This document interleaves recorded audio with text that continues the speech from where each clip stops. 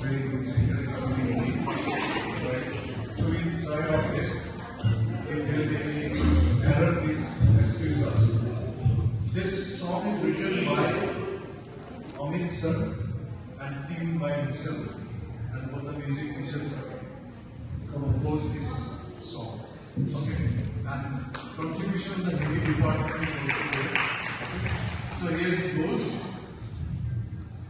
Thank you.